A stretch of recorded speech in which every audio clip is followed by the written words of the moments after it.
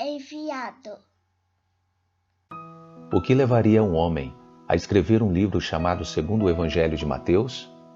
O que o inspirou ou quem lhe inspirou? Por que ele escreveu esta narrativa? Mateus começa o seu livro com as seguintes palavras: livro da genealogia ou da origem de Jesus Cristo, filho de Davi, filho de Abraão. Mateus capítulo 1, verso 1. Se comparássemos este livro com outros da mesma época, encontraríamos semelhanças comuns em sua estrutura literária. Mas quando falamos de seu conteúdo, algo é diferente. O significado do conteúdo do livro faz parte de um contexto maior do que apenas histórias e pessoas da cultura dos hebreus. É como se houvesse uma outra pessoa por trás da mente de Mateus, conduzindo-o e utilizando-se de suas experiências e visão de vida para estabelecer um propósito maior, um propósito além daquele povo, além daquela região. Mais tarde, um outro autor chamado Paulo, falando de sua experiência com Deus, chega a dizer que o Evangelho foi um mistério revelado pelo dom da graça de Deus aos apóstolos e profetas através do Espírito Santo. Efésios capítulo 3, versos 2 a 5. Essas palavras incluem também o Evangelho segundo Mateus. Sim, alguém maior estava por trás de tudo aquilo. Estudos apontam que este livro foi escrito inicialmente para os cristãos judeus espalhados pela Antioquia da Síria e aos arredores, e que esta narrativa era para identificar uma pessoa de grande importância como sendo apontada pelas profecias dos hebreus e que estabeleceria o seu reino e apresentaria seus ensinos. Mas quem seria essa pessoa? Mateus o chama de Jesus Cristo.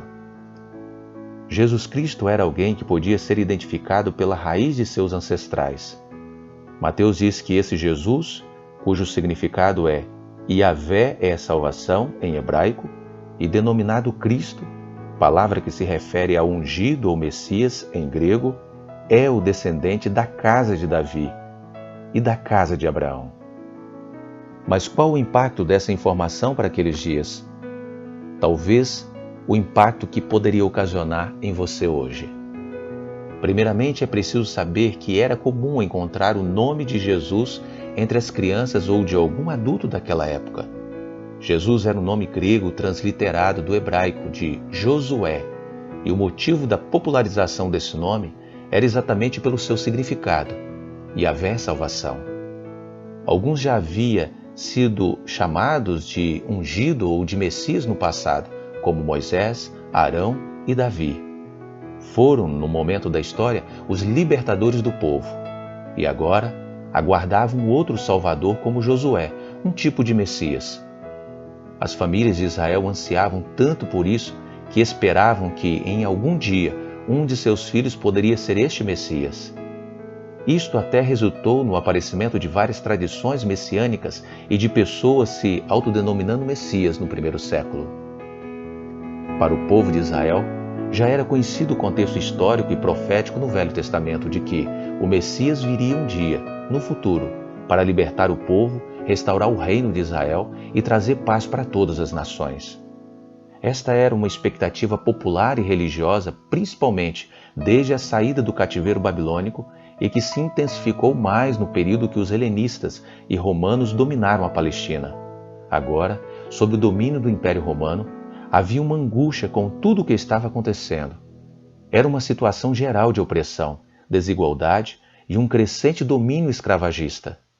E diante disso, o Messias era uma esperança única para resolver todos os sofrimentos e ansiedades do povo. Mas como o verdadeiro Messias seria identificado? Os primeiros indicativos é que ele deveria vir da casa de Davi, da linhagem de Abraão. Porque estes, para os judeus, eram referências da aliança que Yahvé, o Deus de Israel, havia feito com o povo no passado. Mateus começa então o seu livro apresentando um desses, chamado Jesus, da casa de Davi e da linhagem de Abraão, dizendo que ele era o Messias, o enviado de Deus. Dizer que Jesus era o Messias era dizer que ele havia recebido a unção, semelhante a um profeta, um sacerdote ou um rei. E o destaque que Mateus dá em seu livro para Jesus é o de um rei que vem para reinar.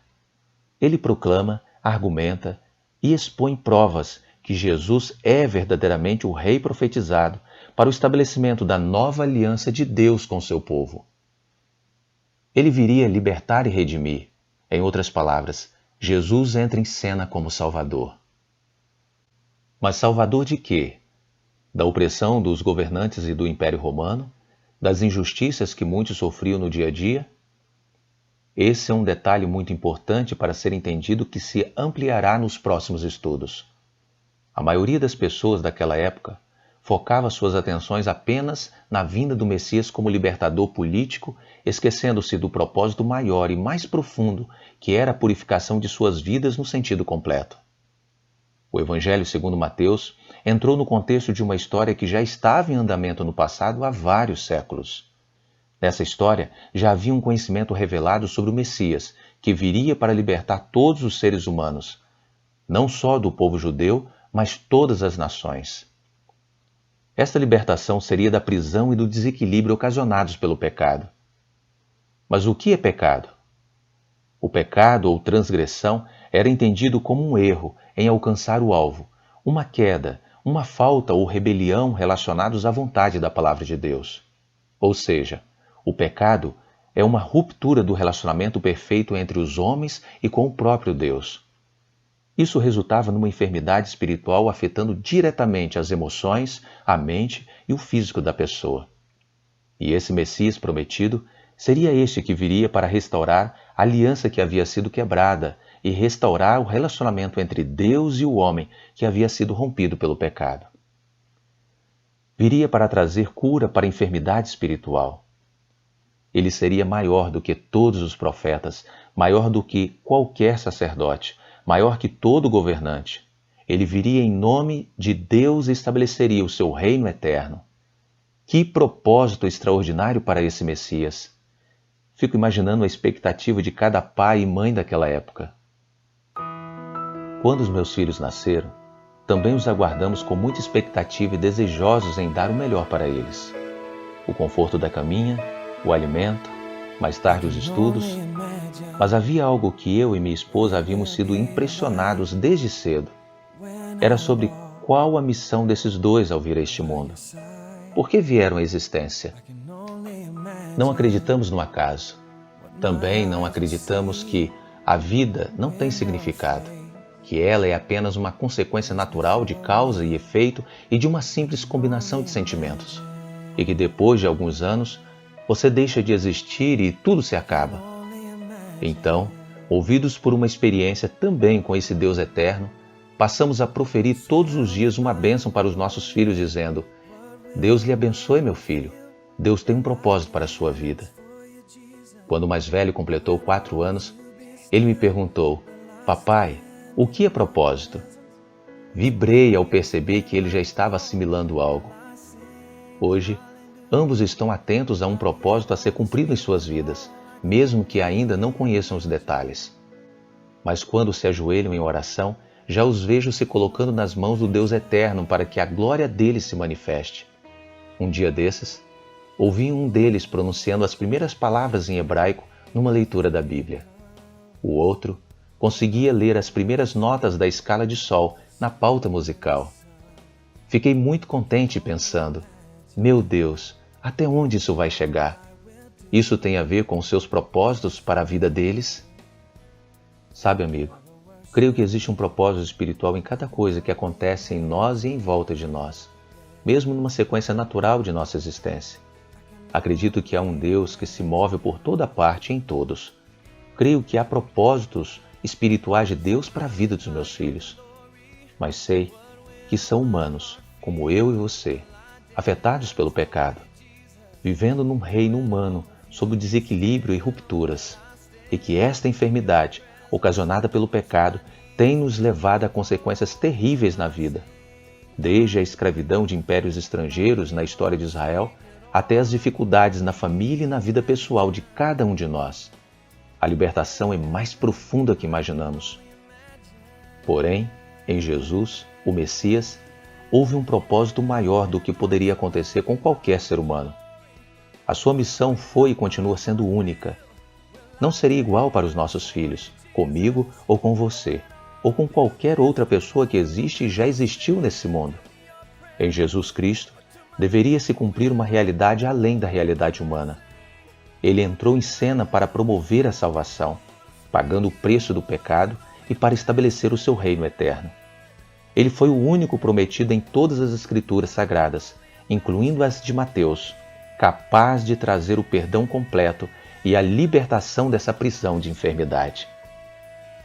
Esta mensagem ocasionou um grande impacto para muitos naquela época, desde os esperançosos quanto aos enfermos espirituais. E em algum momento, ela não foi bem recebida, mas uma coisa ficou claro: esta mensagem impactou fortemente a vida de Mateus. Que importância teria essa mensagem para a sua vida? Seria boas novas para um coração machucado, ferido, sem esperança e carecido de paz? Gostaria de dar um passo agora em direção à cura? Continuemos no caminho. Livro da genealogia de Jesus Cristo, filho de Davi, filho de Abraão. Pedale comigo.